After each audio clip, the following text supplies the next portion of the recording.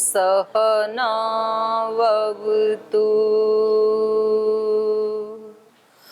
सहनौ भुनक्तु सह वीर्यङ्करवावहै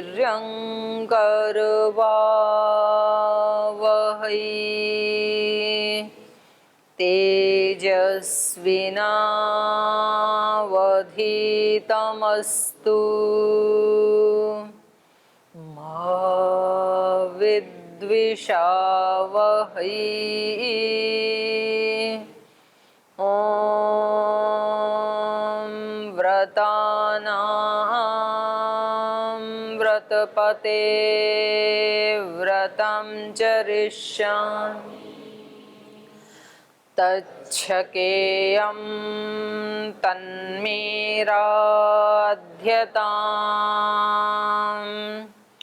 इदमहमनृतात् सत्यमुपैमि ॐ शान्ति शान्ति शान्तिः।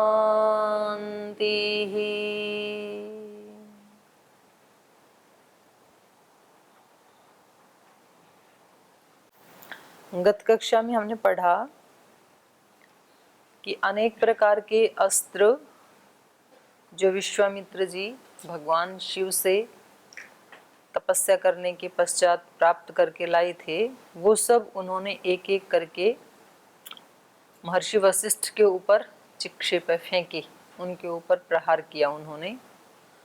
और लास्ट में उन्होंने ब्रह्मास्त्र का भी प्रहार किया, जो कि सबसे अंतिम अस्त्र होता है।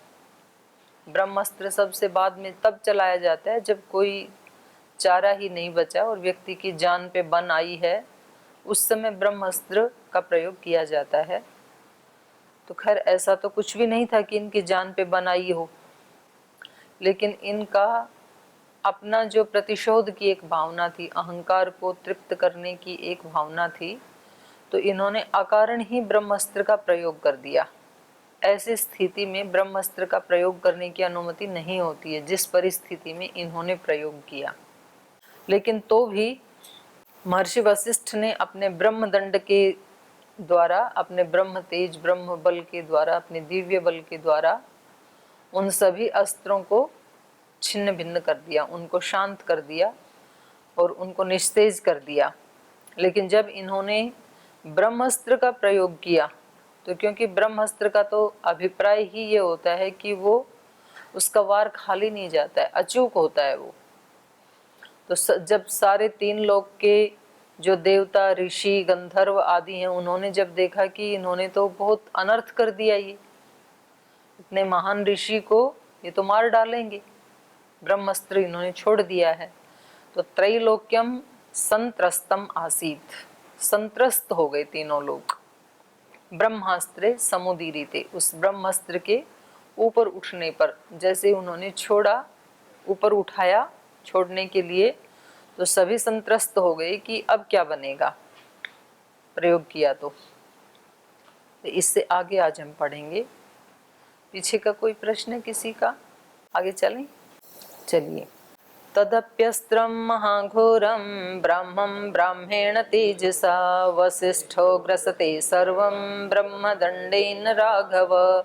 ब्रह्मास्त्रं ग्रसमानस्य वसिष्ठस्य महात्मना त्रैलोक्यमोहनं रौद्रं रूपमासीत् सुदारुणं। रोमकूपेषु सर्वेषु वसिष्ठस्य महात्मनः मरीच्य इव निष्पेतोरग्नेर्धूमाकुलार्चिषः। प्राज्वलत् ब्रह्मदण्डश्च वसिष्ठस्य करोद्यतः। द्विधूम इव कालाग्नेर्यमदण्ड इवापर। ततोस्तुवन्मुनिगणा वसिष्ठं जपतां वरम्। अमोघं ते बलं ब्रह्मस्तेजो धारय तेजसा। निगृहीतस्त्वया ब्रह्मन् विश्वामित्रो महाबलः। अमोघं ते बलं श्रेष्ठ लोकः सन्तो गतव्यथाः। तद अपि अस्त्रं महाघोरं ब्राह्मेण तेजसा। हे राघव, तद अपि महाघोरम ब्रह्मास्त्रम, तो कह रहे हैं कि वो जो महाभयंकर ब्रह्म अस्त्र था, जो ब्राह्मण तेजसा वसिष्ठ ग्रसते सर्वम, वो भी वसिष्ठ ने ब्राह्मण तेजसा ब्रह्मदंडेन सर्वम ग्रसते, वो भी उन्होंने अपने ब्रह्म तेज के बल से, ब्रह्मदंड के द्वारा उसको भी उन्होंने ग्रस लिया मतलब उसको भी शांत कर दिया, उसको भी निस्तेज कर दिया। तो ये तो एक मतलब अवर्णनीय घटना है, अद्भुत घटना है, ये एक अविश्वसनीय अकथनीय घटना है, क्योंकि ब्रह्म अस्त्र कभी भी निष्फल नहीं होता है, उसको शांत कोई भी नहीं कर सकता है। ब्रह्म तेज का अभिप्राय ही ये होता है, लेकिन ये भी अपवाद है कि वशिष्ठ ने अपने ब्रह्म तेज के बल से ब्रह्मास्त्र को भी शांत कर दिया, उसको भी निष्फल कर दिया अपने ब्रह्म के बल से। तो यहाँ पर ये बात हम इससे सीख सकते हैं कि कितने भी हमारे ऊपर कोई प्रहार हो रहे हैं, लेकिन यदि हमारे अंदर साधना की शक्ति है, देवत्व की शक्ति है, दिव्य शक्ति है, तो वो सबसे बड़ी शक्ति होती है। बाहर की जो शक्तियां होती हैं वो सबको दिखती हैं, और उन शक्तियों से जो दुष्ट लोग होते हैं वो तो डरते हैं, इसलिए वो अपनी दुष्टता उन व्यक्तियों के साथ नहीं करते हैं, भाई इनके पास बल है। लेकिन ये शक्तियां कुछ ऐसी होती हैं, आंतरिक शक्तियां, ये दूसरे को दिखती नहीं है, और ऐसे व्यक्ति को फिर दूसरे लोग जब तंग करते हैं या करना चाहते हैं, तो यदि सचमुच उसके अंदर ये ब्रह्म तेज है तो उसको दबाया नहीं जा सकता है फिर उस व्यक्ति को। आचार्य अभयदेव जी ने एक पुस्तक लिखी है ब्राह्मण की गो। गो का मतलब वहां पर गाय नहीं है, गो का मतलब वाणी। तो वो पूरे उन्होंने एक सूक्त ही है अथर्ववेद का, उसके मंत्रों का वर्णन किया है कि ये जो ब्राह्मण का मतलब है वहां पर जिसका आध्यात्मिक जन्म हो गया है, द्विज। एक तो जैसे अब हम शास्त्र को पढ़ रहे हैं, तो ये जो हमारा ज्ञान है ये कैसा ज्ञान है, हमारा शास्त्र का ज्ञान है, ये हमारा ज्ञान नहीं है। जैसे किसी दूसरे की चीज हमारे पास रखी हो तो वो है तो हमारे पास ही, लेकिन उसको हम अपना कह भी नहीं सकते और वो अपने पास होती भी है। मानो कोई बाहर, पहले ऐसे होता था कि कोई बाहर कमाने के लिए जब जाते थे तो कोई अपना सोना किसी के पास रख के चले जाते थे, कोई अपने रुपए पैसे रख के चले जाते थे, भाई जब हम आएंगे तो हम आपसे ले लेंगे। तो वो जो उसके पास गिरवी रखा हुआ है, गिरवी तो अलग होता है, ऐसे रखा हुआ है जो, तो वो है तो उसके पास, लेकिन वास्तव में यथार्थ में वो उसका नहीं है, वो जब आएगा तो वो ले लेगा।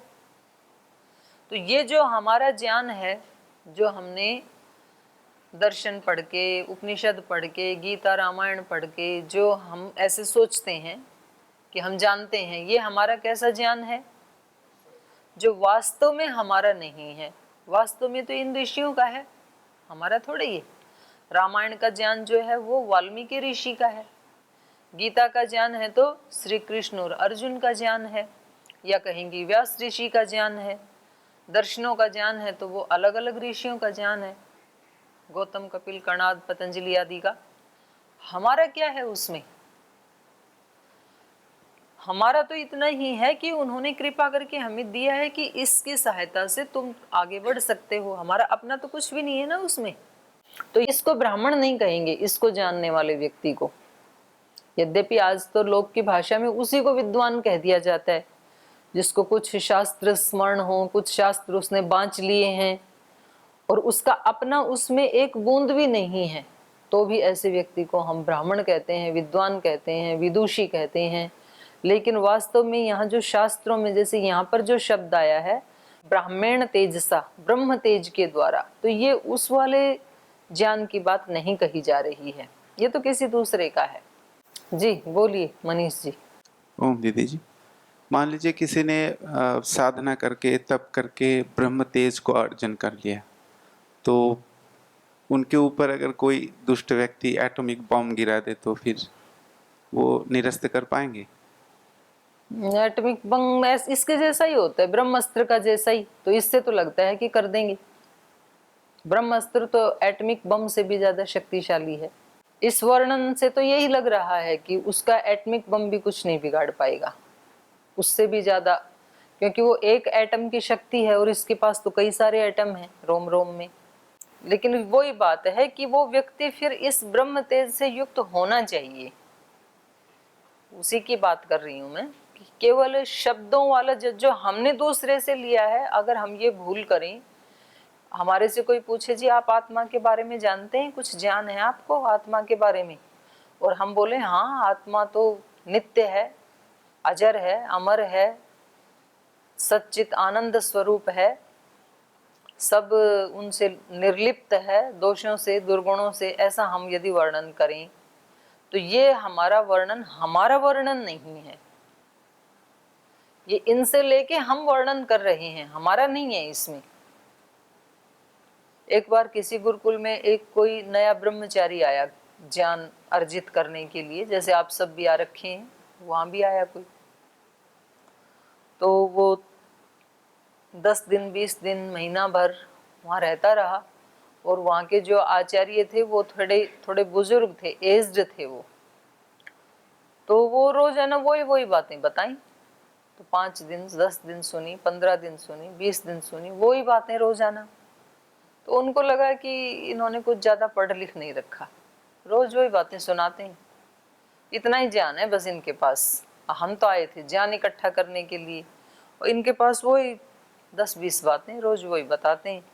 तो उसने सोचा कि अब यहाँ से चलना चाहिए, किसी अच्छे ज्ञानी गुरु की खोज करनी चाहिए, इनके पास कुछ खास है नहीं, तो यहाँ हमारा वर्तमान और भविष्य खतरे में है।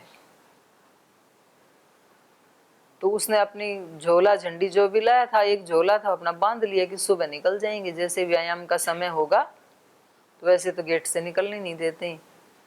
तो उस समय क्या करेंगे कि अपना पहले बैग इधर फेंक आएंगे और गेट से निकल जाएंगे व्यायाम वालों के साथ साथ, वहां से अपना उठा के चलते बनेंगे। उसी रात एक और ब्रह्मचारी आ गया वहां पर नया, उस गुरुकुल में एडमिट होने के लिए। तो सब लोगों ने उसका स्वागत किया, उससे मिले। तो वो ब्रह्मचारी वास्तव में वेदांत पढ़ा लिखा था, वो पहले से भी काफी पढ़ के आया था, युवा था लेकिन विद्वान था। तो उन्होंने गुरुजी ने कहा कि भाई ये विद्वान है, और लोगों ने भी कहा गुरुजी ये बड़े विद्वान हैं, इनका एक प्रवचन हो जाए सब ब्रह्मचारियों के बीच में, सन्यासियों के बीच में। तो उन्होंने कहा ठीक है कर लो, तो आप भी आए तो अच्छा लगेगा। उनका ऐसा आग्रह है अतिथि का कि आप भी बैठे वहाँ पर। तो बैठ गए। अब इनका प्रवचन शुरू हुआ तो ये जो भागने वाला था बोले हाँ देखो ऐसे गुरु होने चाहिए, मैं तो सुबह इनके साथ निकलूंगा। उन्होंने अपना वेदांत का उपदेश शुरू किया और बहुत ही सुंदर उनका प्रवचन था। बोले देखो इनके ज्ञान, और इनके पास बैठे हैं ये पता नहीं कौन से पुराने जमाने के बुढ़े हैं, तो इनको कुछ आता है नहीं, और ये है ज्ञान। ऐसा ज्ञान की तो प्यास में था मैं, क्या एक एक बात को इन्होंने 10-10 तरीके से एग्जाम्पल दे दे करके कितने अच्छे से समझा दिया है।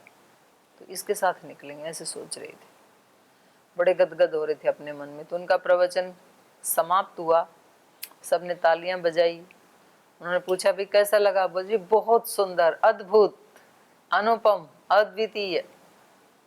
तो गुरुजी से पूछा गुरुजी महाराज आपको कैसा लगा?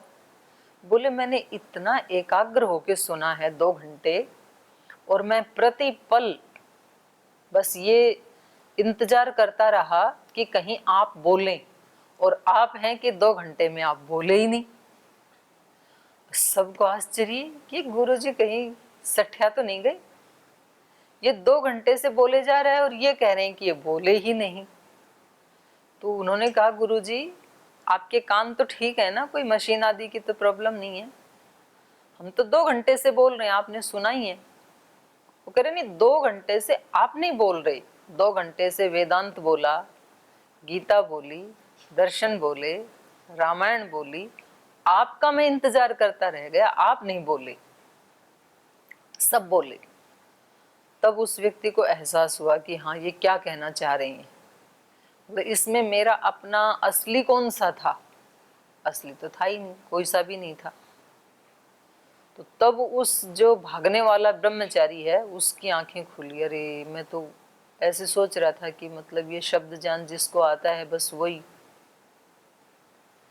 तो यहाँ पर जो कहा जा रहा है ब्राह्मण तेजसा, ये उसकी बात नहीं कही जा रही है। शब्द पढ़ा हुआ व्यक्ति जो है उसके पास ठीक है, वो एक सीढ़ी है और वो अपने आप में बहुत महत्वपूर्ण है। अपने जो बुजुर्गों की जो विरासत है, धन संपत्ति है, तो वो हमारे पास होनी ही चाहिए। लेकिन उसको अपना बनाने के लिए फिर टाइम लगेगा, और अपना बनाने के लिए इसको पढ़ने के बाद वैसा जीने के लिए फिर वर्षों लग जाते हैं। और जिस व्यक्ति ने इसको पढ़ा ही नहीं, वो फिर भी दूसरों की दृष्टि में उतना अपराधी नहीं होता है। मतलब कोई एक अज्ञानी व्यक्ति कोई दोष कर दे तो सब लोग सोचते हैं ठीक है, इसको पता ही नहीं है कुछ भी। और ये पढ़ने के बाद दोष करे तब तो सारे ऐसे झपट के पड़ते हैं, जैसे वो किसी मांस के टुकड़े पे सारे पक्षी झपटते हैं ना, देखो ये ऐसे कर रही हैं। और उसको सहन करके फिर उस पे चलना, तो वो फिर कठिन होता है, क्योंकि वो सहना ही होता है, वो ही एक रास्ता है।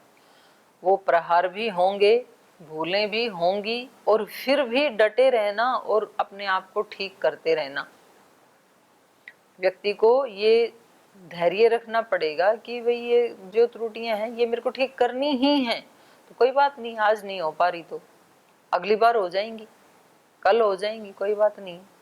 पर इससे हटना नहीं है, तो फिर वो व्यक्ति कुछ समय के बाद यथार्थ को पा ही जाता है। और जो व्यक्ति को लगता है कि भाई जैसे हमने तो ये सब पढ़ रखा था और कभी उसको ऐसी कोई परिस्थिति का सामना करना पड़ा कि वो तो वहां तो फेल हो गया, वो गिर गया, तो फिर व्यक्ति को लगता है ये कुछ नहीं होता है, छोड़ो ये साधना आदि का जीवन जो है ऐसे ही है, ये अपने वो छोड़ ही बैठता है साधना कोई। तो तब फिर हजारों लाखों करोड़ों जन्म लेने के बावजूद भी कभी भी वो दिन नहीं आएगा जिस दिन हमारा अज्ञान मिट जाए, कभी भी नहीं आएगा। कितने भी जन्म क्यों ना हो जाए, कब से चल ही रहे हैं ना हम। व्यक्ति का मन जो है वो क्या कहता है, उसको कोई बात नहीं है, ऐसे धीरे धीरे पढ़ते रहो, सुनते रहो, यूट्यूब पे सुनते रहो, किसी के भजन सुनते रहो, किसी के प्रवचन सुनते रहो, पुस्तकें पढ़ते रहो, करते करते करते करते अपने आप हो ही जाएगा। बिल्कुल नहीं होगा, चाहे किसी ने करोड़ों घंटे भी किसी के प्रवचन क्यों ना सुने हों, बिल्कुल नहीं होगा, एकदम से नहीं होगा। बिल्कुल पक्की बात है, ये बिल्कुल सच्ची बात है। और होगा तभी जब हम उसको फेस करेंगे और हम खुद अपने अंदर से हटाने के लिए पूरी ईमानदारी के साथ और सच्चाई के साथ प्रयास करेंगे। और प्रयास करते हुए भी आप 10 बार नहीं, 100 बार नहीं, हजारों बार फेल होंगे, लेकिन तो भी व्यक्ति को उस रास्ते को छोड़ना नहीं है। तो जिसका इतना दृढ़ संकल्प होगा वो इस ब्रह्म तेज को प्राप्त कर पाएगा। इतनी बड़ी शक्ति है ये। तो उसकी बात ये कर रहे हैं कि सारे ब्रह्मास्त्र जो हैं उनको इन्होंने निस्तेज कर दिया।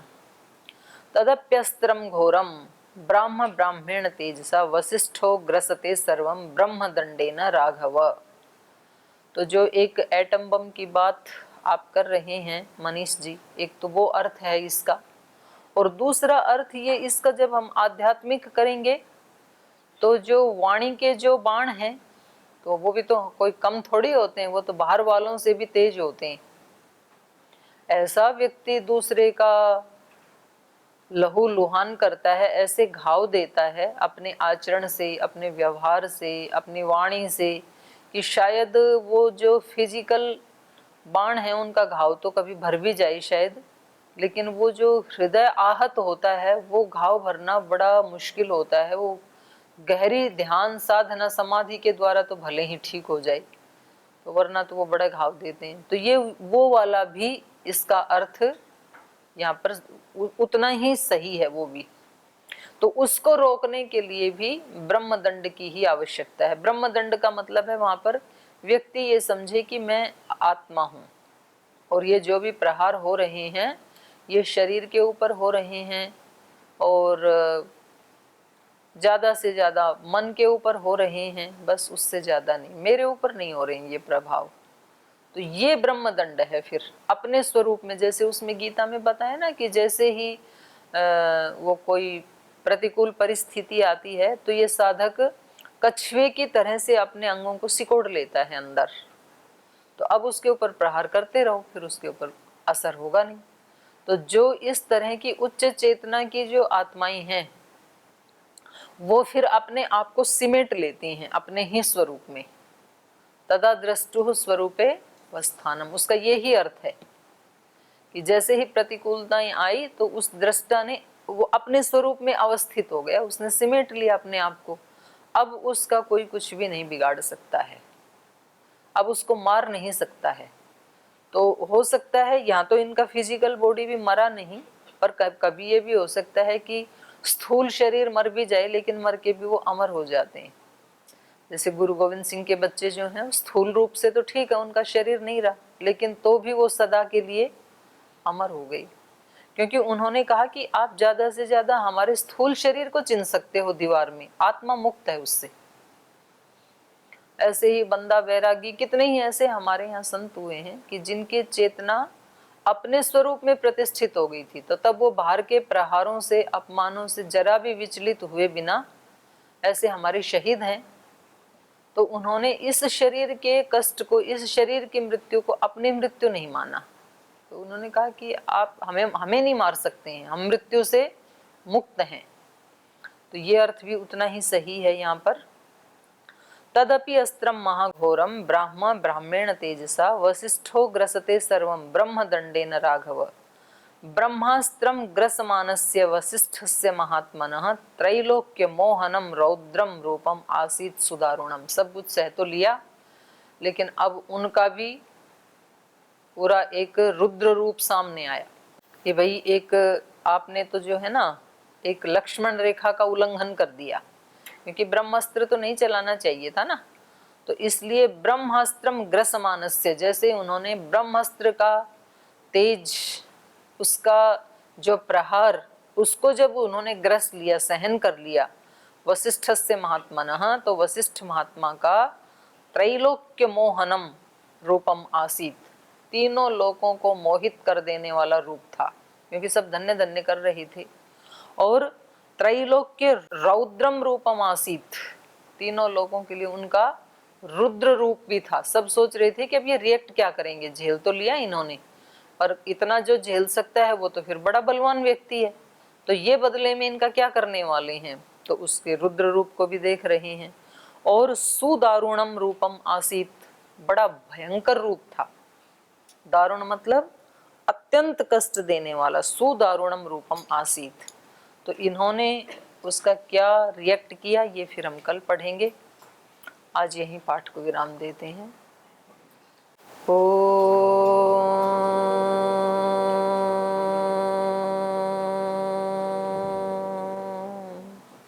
शांति शांति शांति।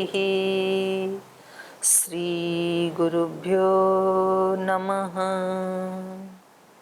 हरि के नाते से सब नाते, इससे सभी सुहाते।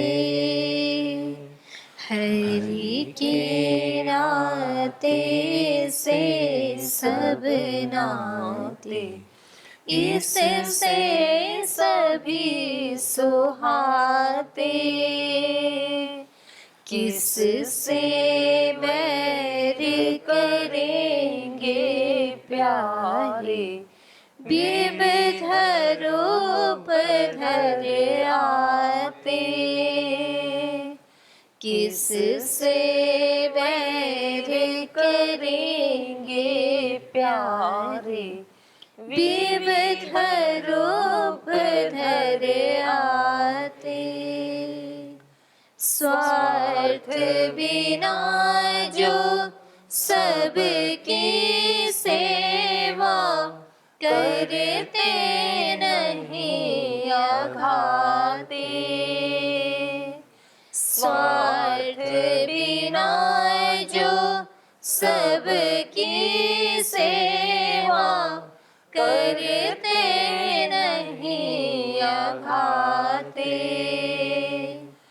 पर दुख दुखी सुखी पर सुख में वो जन हरि को भाते। पर दुख दुखी सुखी पर सुख में वो जन हरि को भाते। हरि के नाते से सब नाते, इससे सभी सुहाते। किससे वैर करेंगे प्यारे, विविध रूप धर आते। विविध रूप धर आते।